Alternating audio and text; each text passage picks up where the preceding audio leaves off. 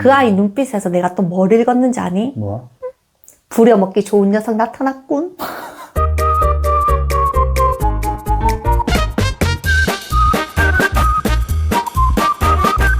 내가 중학교 2학년 때 우리 국어 선생님이 이런 과제를 내주셨어. 우리가 알고 있는 전래동화나 세계 명작 동화의 내용을 각색해서 우리가 새로 한번 만들어보자 이런 제안을 하셨어. 그때 내가 발표했었던 게 심청이 아버지를 고발합니다. 이런 내용이었어. 진짜?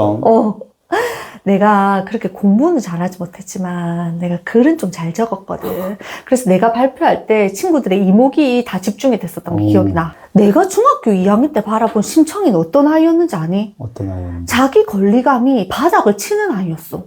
너가 봤을 때? 나 그때부터 약간 부모교육 강사들 싹이 보였다.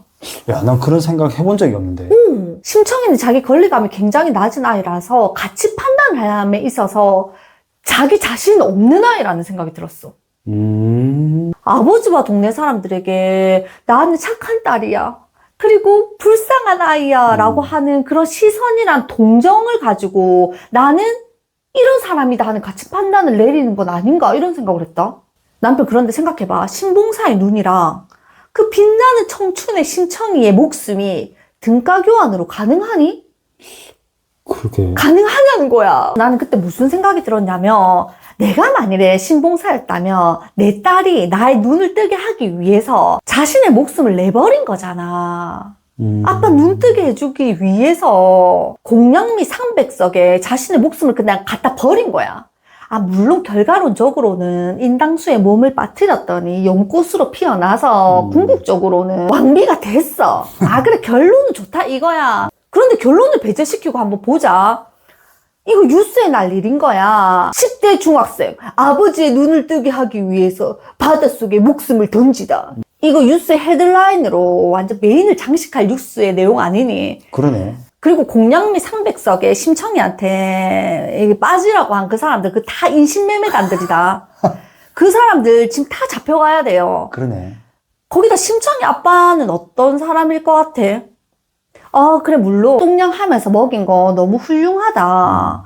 훌륭하지만 은연중에 본인의 희생을 심청이에게 내비쳤을 가능성이 굉장히 높다고 생각하지 않니? 우리 부모님들도 다 우리 희생하면서 키우셨거든? 맞지? 그런데 우리는 우리의 목숨을, 우리의 고귀한 목숨을 내던지면서까지 부모님의 눈을 뜨게 해줘야 되는 거 합리적인 사고가 아니라는 거 우리는 같이 판단을 할 수 있잖아. 그렇지. 근데 심청이는 자신의 목숨 따위야. 근데 아빠가 눈을 뜬다며 이거 대체 어떻게 해석을 해야 되는 거니? 생명 존중에 뭔가 가치도 모르는 나이라는 생각이 드는 거야. 신봉사는 과연 심청이를 잘 키웠나? 나는 이런 의문이 들었어. 중학교 2학년 때. 난 요즘 우리 지안이를 희생하지 않는 아이로 키우겠다라는 생각을 참 많이 하거든. 내가 전 희생하지 않는 아이로 키울 거예요 라고 이야기를 하면 내 주변 사람들이 어떤 염려를 표하냐면 자기 자신만 아는 아이로 키우는 건 사실 바람직하지 않아. 더불어가 살아가야 되는 세상 속에서 이기적인 아이로 살아가는 건 결코 옳은 게 아니야. 더불어 살아가는 아이로 키워야지 이렇게 이야기를 하신단 말이야. 무슨 말인지 난 너무너무나 이해해. 그런데 여기서 내가 말하는 희생하지 않는 아이로 키우겠다고 하는 건 이기적인 아이로 키우겠다. 나만 아는 아이로 키우겠다. 내 실속만 지키는 아이로 키우겠다 하는 걸 말하는 게 아니야. 남편도 알 거야. 내가 키우고 싶은 건 배려하되 나 자신을 지켜낼 수 있는 아이로 키우고 싶다는 거야. 배려란 뭐냐면 나 자신도 있고 타인도 있어. 그런데 희생은 어떤지 아니? 나 자신은 없고 타인만 존재하는 거야. 유치원 현장에서 아이들의 놀이 상황을 지켜보면 희생하는 아이, 배려하는 아이, 이기적인 아이가 딱 구분이 되거든. 어떻게 구분되는지 아니? 어떻게? 모래놀이터장에서 아이들과 함께 두꺼비집 만들기 놀이를 하고 있었어. 사실 수도가가 조금 멀어. 10m 걸어가야 돼. 그럼 놀다가 물을 받으러 가야 되는 게 이게 여간 귀찮은 일이 아니거든. 귀찮지. 하지만 각자 물을 각자가 받아올 수 있게 내가 500ml짜리 물통을 다 하나씩 줬단 말이야. 두꺼비집 만들어 본 어른들은 알겠지만 물이 촉촉하게 젖어서 진흙으로 만들어야지 잘 만들어져. 맞아. 진흙이 되지 않은 상태로는 두꺼비집이 무너지잖아. 그럼 나의 집을 잘 만들기 위해서는 물은 반드시 필요하다고. 그러면은 나의 책임을 다하기 위해서 어떻게 해야 되니? 물을 받으러 가야 되는 거야. 사실 내가 받으러 가기 싫으면 친구들도 받으러 가기 싫다고 하는 거 7살 유치원생들도 다 예측할 수 있거든. 한 아이가 물을 받아왔어. 그랬더니 물 받으러 가기 귀찮은 친구가 이렇게 말하는 거야.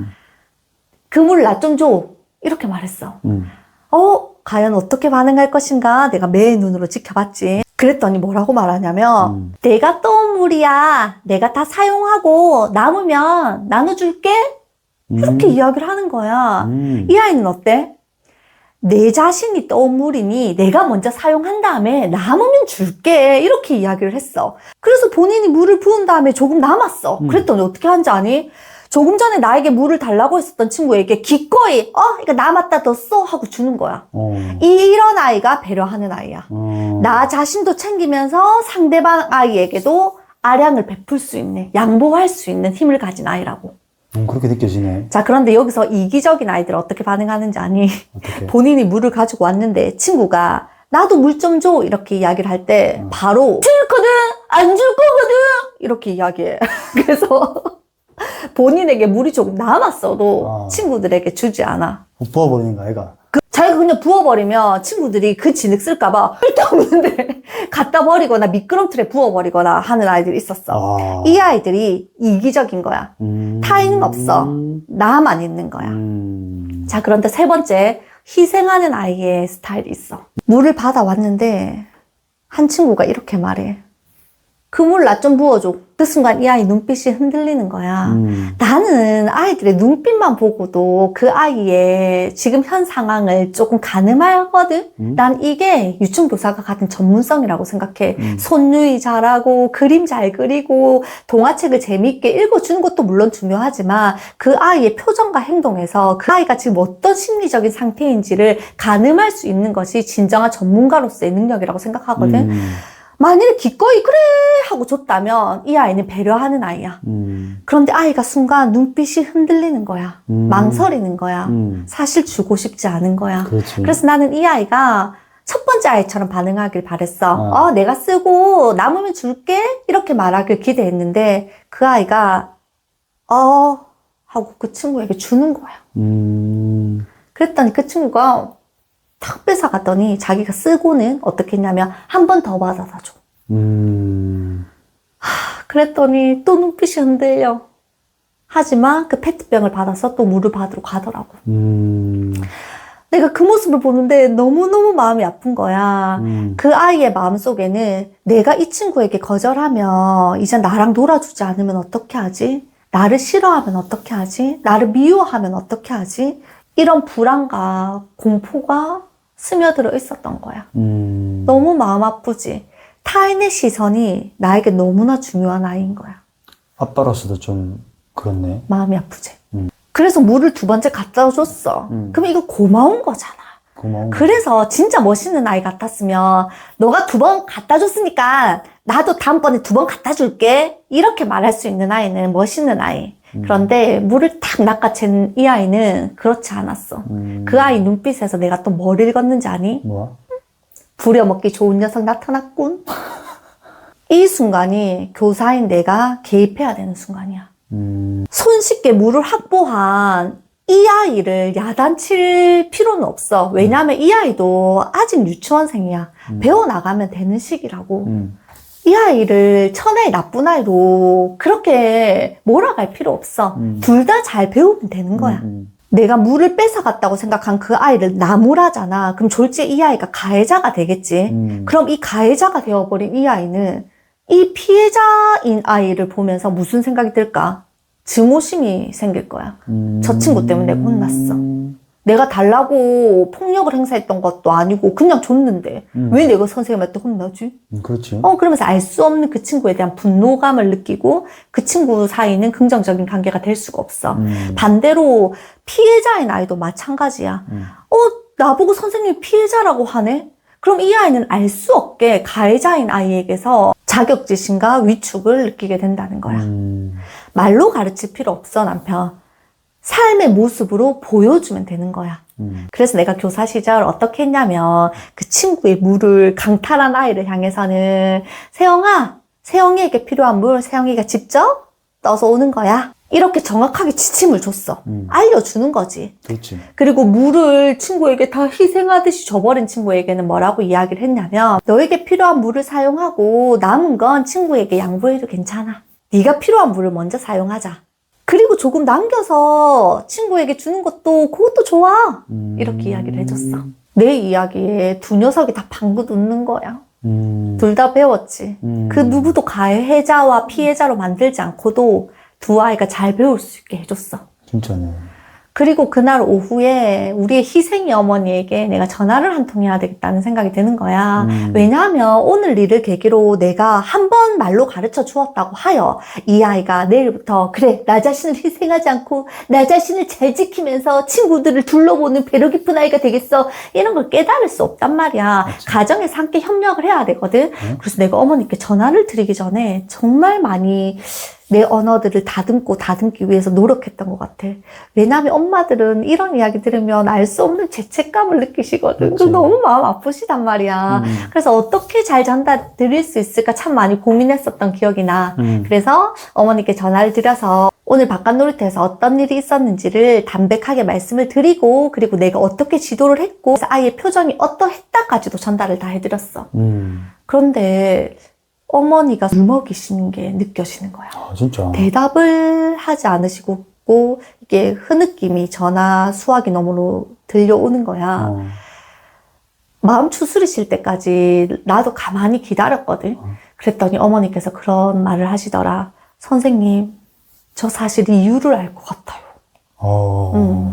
사실 어머니께서 나에게 이야기하지 않은 게 하나 있다 하면서 고백을 하시는 거야. 선생님, 저희 둘째 태어난 거 아시죠? 그런데 사실 둘째가 그렇게 건강하지 않게 태어났어요. 심장이 약하게 태어나서 인큐베이터에서 3개월 이상 있었고 그래서 계속 저희가 병원을 왔다 갔다 하는 상황이었어요. 그리고 한 달 전쯤에 드디어 집으로 데리고 올 수 있게 된 거야. 그때부터 온 가족들의 모든 건 이 둘째에게 다 쏠려 있는 거야. 그렇겠네. 둘째의 건강 때문에. 엄마가 정말 좋은 엄마셨거든. 그 선하고 착한 것도 엄마 닮은 것 같긴 해. 그런데 첫째에게 신경 쓸 겨를이 없으신 거야. 이 둘째를 지켜내기 위해서. 그 엄마의 슬픈 눈빛을 읽어낸 우리 첫째 희생이가 엄마를 기쁘게 해주기 위해서 부단히도 노력하고 있었더라고. 엄마가 동생을 보고 있으면 동생 깨지 않게 그 7살짜리가 까치발로 엄마 옆을 지나가고 엄마에게 놀아달라는 이야기도 하지 않고 스스로 모든 일을 척척척척 해내는 모습을 볼 때마다 엄마가 마음 한켠이 아리고 아프셨대. 그런데도 사실 모든 신경은 다 둘째에게 가 있는 거야. 그래서 첫째가 하는 행동들에 대해서는 엄마가 신경을 쓸 겨를이 없으셨대. 엄마를 위해서 그리고 동생을 위해서 배려를 할 때마다 엄마 아빠가 고맙다고 이야기해 준 거야. 그래서 은연중에 희생이가 부모님들에게 시선을 받을 수 있는 건 동생을 위해서 희생하는 모습일 때 부모님들의 긍정적인 반응을 이끌어낼 수 있었던 거야. 때를 쓸 수도 없었겠네. 때를 쓸 수도 없지. 엄마의 슬픈 표정이 읽어지는 너무나 착한 아이였으니까. 그래서 그 바깥 놀이터에서 눈빛이 흔들렸던 게 사실은 친구에게 물을 떠다 주는 게 아니라 친구도 스스로 떠와야 된다는 걸 알지만 거절할 수 없었는 거야. 집에서도 거절하지 않았던 것처럼 친구에게서도 거절할 수 없었는 거야. 그래서 엄마가 한참 우시더라. 내가 또 교사로서 경고음이 막 울렸겠지. 이 엄마 도와야 된다. 우리 희생이 도와야 된다. 그러니까. 그래서 또 그 시기 때 엄청나게 많은 책을 찾아보고 그때는 유튜브가 없어서 정말 도서관에 주말에 가서 책을 찾아봤었던 기억이 나. 돕고 싶더라고. 원해서 내가 도울 수 있는 방법은 내가 바깥 놀이터에서 보여줬었던 모습처럼 아이들에게 옳고 그름을 명확하게 알려주는 방법으로 도와줄 수 있겠다라는 생각이 들었는데 가정 내에서 어머니가 도울 수 있는 방법은 뭘까? 내가 내는 결론은 하나였어. 뭐야? 가정 내에서는 그냥 이 아이를 존재 자체로 귀한 아이로 만들어서 원으로 보내주시면 된다라는 생각이 들었어. 그때 내가 했었던 방식이 지금 부모 교육을 꽤나 깊이 있게 공부하는 내 입장에서도 너무나 현명한 생각이었다라는 생각을 해. 틀리지 않았구나. 어때야 되는지 아니 남편? 이런 너라서 고마워. 나를 도와줘서 고마워. 첫째 딸로서 엄마에게 맏딸 노릇을 잘해줘서 고마워. 동생을 위해서 이렇게 배려해줘서 고마워가 아니라 존재 자체로 고맙다라는 말을 끊임없이 들어야 돼. 생각해봐. 9번 멋진 행동을 한 것에 대해서는 엄마가 반응을 하지 않았는데 동생을 위해서 몰래 까치발을 들고 걸었더니 엄마 아빠가 동생 위해서 조용히 해줘서 고마워라고 이야기를 한 거야.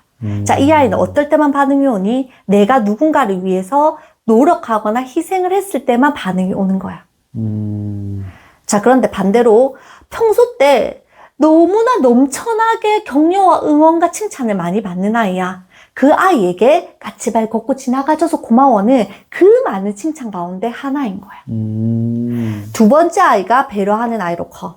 그런데 첫 번째, 그 전에 했었던 행동들에 대해서는 칭찬 강화가 없었는데 희생하는 행동을 했을 때만 자극이 오는 아이들, 반응을 이끌어낼 수 있는 아이들을 누군가를 위해서 내가 어떤 일을 해야만 나는 가치 있는 아이라고 그렇게 생각을 해버린다는 거야. 그래서 엄마에게 뭐라고 이야기를 했냐면, 어머니, 이건 응급 상황이에요. 그래서 오늘 지금 이 순간부터 바로 실천을 해주셔야 되는 겁니다. 제가 지금부터 대사 불러드릴 테니까 받아 적으세요. 아이가 누군가를 위한 이타로운 행동을 할 때만 반응해 주시는 게 아니라 존재 자체에 대한 고마움을 표현하는 언어가 나가셔야 됩니다. 자, 지금부터 이야기하겠습니다. 엄마의 귀한 아이로 태어나줘서 너무 고마워. 네가 있어서 엄마 너무 감사해. 네가 우리 가족들을 위해서 노력하는 그 모든 것들을 엄마 아빠는 다 알고 있어. 엄마 하루 종일 너무 피곤했는데 너 웃는 모습 보니까 비타민 같다. 엄마 피로가 싹 다 풀렸어. 이렇게 예쁜 눈망울, 이렇게 예쁜 속눈썹, 이렇게 탐스러운 엉덩이, 이렇게 귀여운 볼탱이. 어디서 이렇게 예쁜 아이가 태어났어. 엄마 아빠 아이로 와줘서 너무 고마워. 자, 이 모든 언어는 어떤 거야? 내가 노력하지 않아도 받을 수 있는 거야. 그러네. 근데 우리가 이유 없이 이런 칭찬을 들으면 안 된다고 우리가 보통 배우잖아. 그건 괜찮은 거야? 버릇 없어진다 하잖아.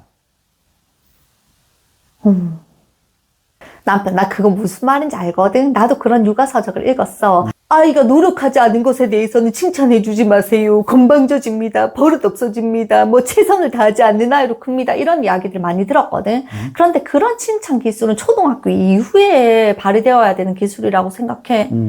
영유아기 시절에는 이유 없는 칭찬과 격려 많이 들어야 돼. 넘쳐나야지 나눌 수 있다. 예를 들어서 남편 내가 지금 갈증으로 사막에서 목이 말라서 죽을 것 같아. 그런데 지나가는 사람에게 나의 남아있는 물을 기꺼이 양보할 수 있냐는 거야. 못하지. 양보할 수 없거든. 그것처럼 넘쳐나는 칭찬을 많이 받아서 이 땅을 단단하게 만들어 놓은 후에 그 후에 아이들에게 가정에 대한 격려와 칭찬이 들어가야 된다고 생각해. 이 땅이 부실한 상태에서 노력하지 않은 거에 대해서는 칭찬해주지 말라고 했어. 이게 대체 뭐니? 영유아 시기 때는 넘쳐나도 된다. 나도 동의한다. 동의하지? 해피엔딩을 이야기해줄까? 그렇게 희생하던 우리의 희생이는 학기 말이 되어서는 친구들의 말도 안 되는 요구에 부드럽게 거절할 줄 아는 아이로 자랐어. 미안한데 안 되겠어. 내가 한 다음에 남으면 줄게 라고 말하는 아이로 자랐다고. 엄마가 집에서 한 건 뭐야? 그냥 존재 자체만으로도 네가 누군가를 위해서 희생하지 않아도 너는 너 자체로 귀한 아이야 라는 신호를 엄마가 아이에게 보내줬다는 거야. 금세 바뀌었구나. 금세 바뀐다 아이들은. 거절이라고 하는 게 상대가 나를 미워할지도 모르겠다고 하는 공포가 아니라 나를 사랑하고 나를 지키기 위한 인권적 권리라고 하는 걸 아이가 깨닫게 되었다는 거지. 우리가 비행기를 타잖아. 위급 상황 시에 위에서 산소 마스크가 내려온다고 하잖아. 그때 뭐라고 이야기를 해? 산소 마스크가 내려오면 보호자가 아이에게 먼저 산소 마스크를 끼워주면 안 되고 보호자의 누리가 먼저 착용한 후에 아이의 착용을 도와주십시오. 이렇게 나온다고. 맞아. 그런데 사실 엄마들 마음은 내보다 내 자식이 우선이거든. 맞죠. 나 역시도 마찬가지야. 그렇지. 그런데 아이를 먼저 착용을 시키게 되면 우리는 그때서야 숨이 멎어가는 거야. 그 모습을 내 아이가 바라보게 하는 게 이게 진짜 엄마로서 이타로운 행동이니? 난 이거 결코 좋은 행동이라고 생각하지 않아. 우리가 먼저 숨을 쉴 수 있게 된 상황에서 내 아이를 도와야 된다고. 그 비행기만 타도 그런 깨달음을 우리가 얻을 수 있어요. 그러네. 내가 먼저야. 남편, 내가 먼저야. 나 자신부터 챙긴 후에 타인을 챙겨야 돼. 타인만 챙기는 거 너무 슬프잖아. 평생 남의 눈치 보면서 살아야 되는 삶이 너무 고달프지 않을까? 그런 의미에서 엄마들의 희생도 결코 아이들에게 좋은 게 아니야. 희생만 하는 아이들을 보면 엄마의 희생을 보고 배웠을 가능성도 우리가 무시할 수 없어. 그렇지. 엄마가 행복하게 살잖아. 엄마가 내 밥그릇 잘 챙기면서 살잖아. 내 자신의 인권을 잘 챙겨가면서 살잖아. 내 아이도 고스란히 배우는 거야. 그 엄마의 희생이 결국 아이를 위한 것이 아니다. 그런 의미에서 나 10월 달에 내 친구들이랑 지난 2년 넘게 티끌처럼 모은 갯돈으로 이 홍콩 여행 가고 싶어. 아, 결국 이거였나요? 사실 돌고 돌아 내가 하고 싶은 말은 이거였습니다. 희생하는 부모가 되지 말자. 그리고 내 아이를 희생하는 아이로 키우지 말자. 나 자신 있고 나서 다른 사람 챙겨야 된다.